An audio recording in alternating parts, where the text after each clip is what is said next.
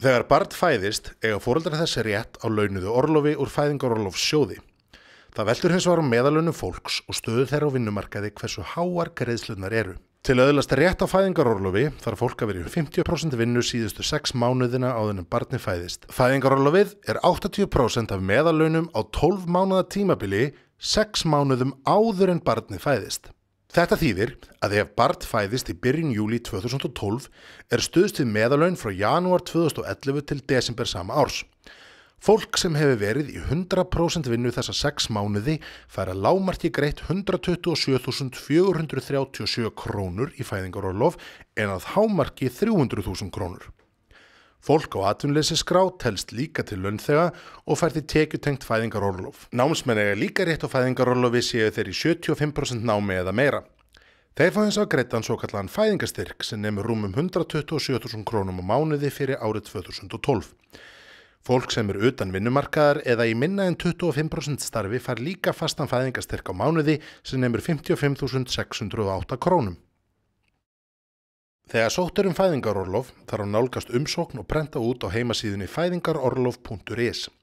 Með umsókninni þurfa að fylgja eftirfarandi gögn. Vottorð væntanlegan fæðingardag barns sem fæst til ljósmóður. Tilkynning til vinnuveitanda fæðingarorlof. Það skjal má einnig nálgast á fæðingarorlof.is og er það fyllt út af þér og vinnuveitanda.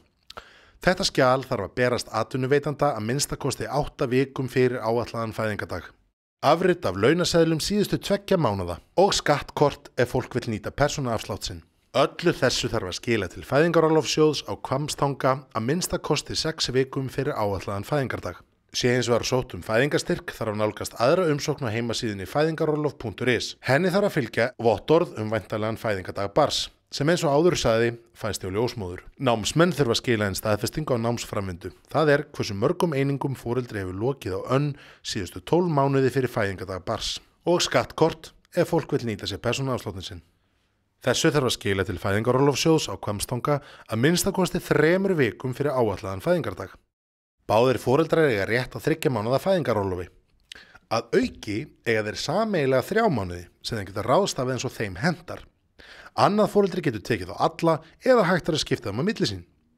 Foreldrar þurfa ekki að taka fæðingarorlof á sama tíma og ekki er nauðsynlegt að taka það allt í einu. Þó verður að hafa í huga að orlofsréttur fyrnist við 18 mánaða aldur barns. Athugið að foreldrar verða að skila inn sitt hvorri umsókninni.